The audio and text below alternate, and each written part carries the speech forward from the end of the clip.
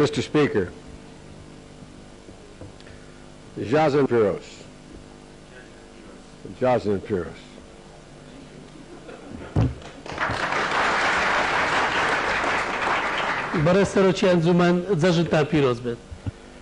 I'm delighted your English is better than my. At any rate, we'll leave that alone. Senator Hagel and I are honored to have you gathered in this special session on one of your most important holidays. We are flattered to be here, and we apologize for having you in the position of having to have us on such an important holiday. برای سناتور هیگلو من شرف جگری بوی من که آورو لگل ایو کود بینوا که آورو کوبینوا لیچک لعطلا هر گرینی کانی ایوا مای خوشحالی بوی ما وروا داولی بدنج لیو دکین که امرو ایو من کدو بولی رو کوبینو بوم بس ایو کوبینوا. We are pleased to have the opportunity to address one of the most important institutions of the Kurdish people. خوشحالی که او در فتمانه بو اوی او کلمه توجیهی مؤسسه چی زور گرینجی ملتی کرد بکی. In this place, you show your people and the world your commitment to build a democratic future together. لم شونا ایو پیشانی ملتی خوتان و هر و همو جهان دادن پابندبونی خوتان بو اوی آینده چه دموکراتی بنیاد برین بیکوا. Throughout your entire history, you have been caught between empires, Ottoman, Persian, and Arab. At the end of World War I, your fate was placed in the grip of the great powers who carved out the country of Iraq. بدرجای مرجی خوتان ایوه هر دم لنیو امپراتوریت کام بونه اوانی عثمانی فارسی وروا عرب وروا لکوتای زنجی زیانی یکم و آینده ایوه یا مصیری ایوه دل دستی زلهزکان اوان که ولاتی چند نقشان که ناویان عراق. This is not just the stuff of long ago history. Standing before you today, I also want to acknowledge all that you have suffered in the recent past at the hands of Saddam Hussein. اوی که باسی دکن شتێک لمرجوی زور دور و رابردو اوی که اورو دبین اوی که اعتراف یاندان به بنین که ایوه زورتان سشتوا لرابردوی نزیکشتان لدستی صدام حسین.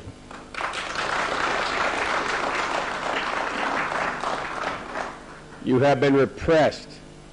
You have been exiled. Your women and children, young and old alike, have been subjected to the most terrible weapons created by man. ايوه قمع كران ايوه نفي كران افرتان ومنداوانتان زاحيل وبيرتان همو بيك شوا دوتساري خرابترين تسكي تسكبونه وكوالالان آدمي زاد دروس كراوه. Your plight has moved many Americans, but you have endured. I salute your courage, your honor, your perseverance, and your remarkable hospitality that we have been able to experience the last 24 hours.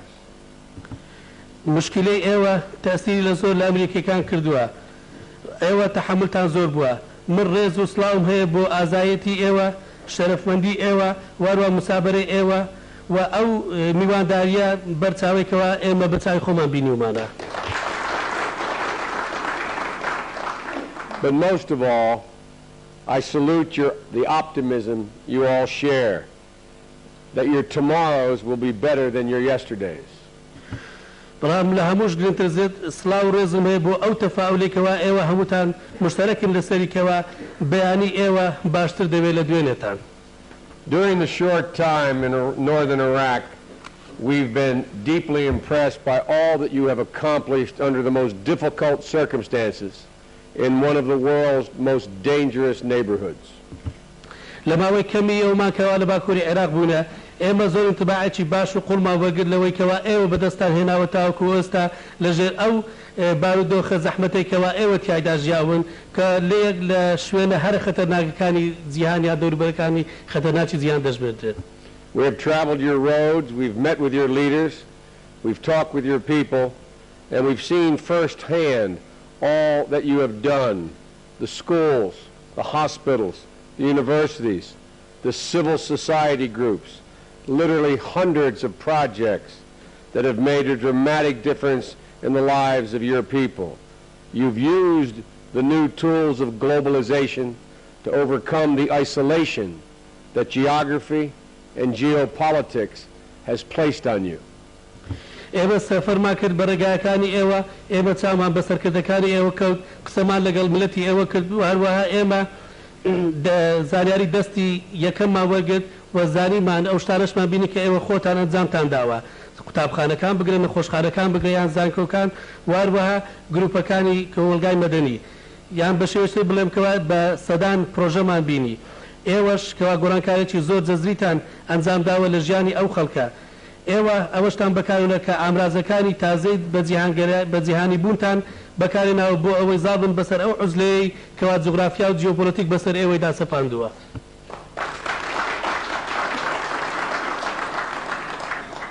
When I think of what you have achieved so far, I can only imagine what you could achieve, what you will achieve in a truly democratic Iraq. من کە بیر دەکەمەوە لەوەی کەوا ئێوە ئەوەی تاکو ئێستا ئەنجامتان داوە تەنها دەتوانم بۆ بڵێم کەوا من تەسەوەری ئەوە دەکەم کەوا ئێوە دەتوانن چیتر ئەنجام بێنن بەدەستی بێنن و یان دەتوانن چیتر بەدەست بهێنن لە عێراقێکی دیموکراتی ڕاستەقینەدا. To state the obvious, we are living in a moment filled with promise, but not without peril. بەڵام بۆ بەدیارکردنی شتی ڕوون ئێمە لە لەحزەیەکدا دەژین کەوا پڕە لە ئومێد بەڵام بەبێ خەتەریش نییە. America has united the world to look with clear eyes at the true nature of Saddam Hussein. Now, the world sees what you have known all too well, that the combination of Saddam and weapons of mass destruction poses a mortal danger to the people of Iraq, to Iraq's neighbors, and indeed to the world. ئێستا ئەمریکا توانوێتی کەوا هەموو جیهان یەک بخە بۆ ئەوەی نەزرێکی وازەحیان هەبی بە چاوی خۆیان لە تەبیعەتی سەدام حوسێن بگەن. ئێستا هەموو جیهان ئەوە دەبینی کەوا ئێوە زۆر بەباش پێشتر زانیتانە کەوا سەدام حوسێن بەیەکەوە لەگەڵ چەکە کۆکوژەکان خەتەرێکی زۆر کوشتار دەبێ بۆ خەڵکی عێراق ملەتی عێراق وهروە جیرانەکانی عێراق و لە ڕاستەقینەدا بۆ هەموو جیهان. A coalition is gathering to use force, if necessary, to deprive Saddam not only of his weapons of mass destruction, but also of his power. ئێستا ئەمە خێریکی ئامادەکردنی هاوپەیمانیەکین بۆ ئەوەی هێز بەکاربهێنین لە کاتی پێویست ئەگەر پێویست بکات بۆ تحریمکردنی سەدام نەک تەنها لەوەی کەوا چەکی کۆکوژی هەبێت بەڵکو نەهێڵن کەوا دەسەڵاتیشی بمێنێ.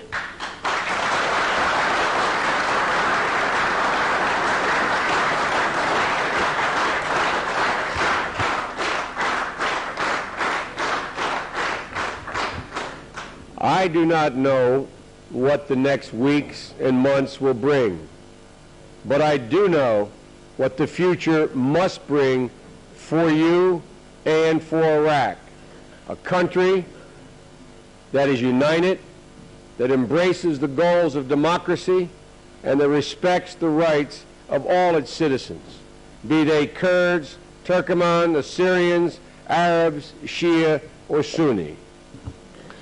من نازانم کەوا چەند هەفتەیەکی ئایندە یا چەند مانجی ئایندە چیتان بۆ دێنێ بەڵام ئەوەی کەوا دەیزانم کەوا ئایندە پێویستە ئەوەتان بۆ بێنێ بۆ ئێوە بۆ عێراق وڵاتێک کەوا یەکگرتوو بێ وڵاتێک کە احتیزانی هەدەفەکانی دیموکراتیەت وەروە ڕێزگرتن لە مافەکانی هەموو هاوڵاتیانی خۆی بکە چی کورد بن تورکمان بن ئاشووری عەرەب شیعە یا سونە.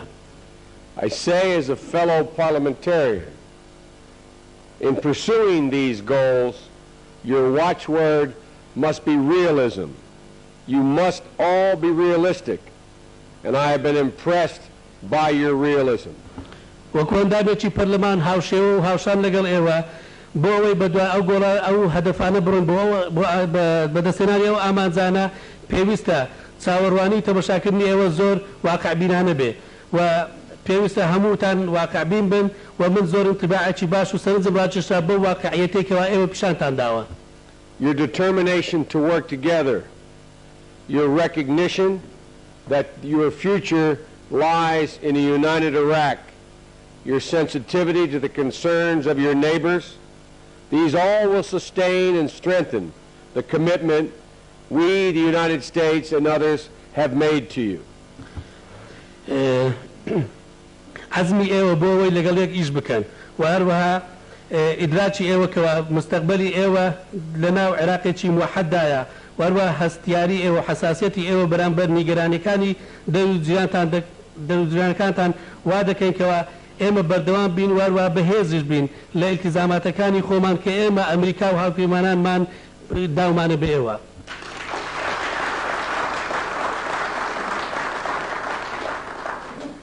Although it will be difficult, we stand with you in your effort to build a united Iraq. هەرچەندە زەحمەت دەبێ بەڵام ئێمە لەگەڵ ئێوەین لە هەوڵەکانتان بۆ ئەوەی عێراقێکی یەکگرتوو بنیاد بنێن. I will go back home and say to my colleagues, to President Bush, to the American people, that you understand your obligations and that you embrace them. من کە دەگەڕێمەوە وڵاتی خۆمانە و کاتە بە هاوڕێیانم دەڵێم وهروە بە سەرۆک بۆش ڕادەگەینم بە ملەتی ئەمریکاش کەوا ئێوە تێدەگەن لە ئیلتیزاماتەکانی خۆتان وهروە پێویستە ئێوە ئەو ئیلتیزاماتانە لە باوەش بگرن. As we say in our parliament, I will now yield the floor and the microphone to my close friend and colleague, Senator Hagel. We belong to different political parties, but we share many of the same convictions. And we come here together to demonstrate to you that the mountains are not your only friends. وەکەوەی ئێمە لە پەرلەمانی خۆمان دەڵێن ئێستاش بە مایکرۆفۆن و منەسا بدەمە دۆستی نزیک و هاوڕێی خۆم سیناتۆر هێگل ئێمە لە دوو پارتی سیاسی جیاوازین بەڵام ئێمە زۆر قەناعەتی هاوبەشمان هەیە ئێمە بەیەکەوە هاتین بۆەوەی پیشانتان بدەینکەوە چیاکان تەنها دۆستی ئێوە نین.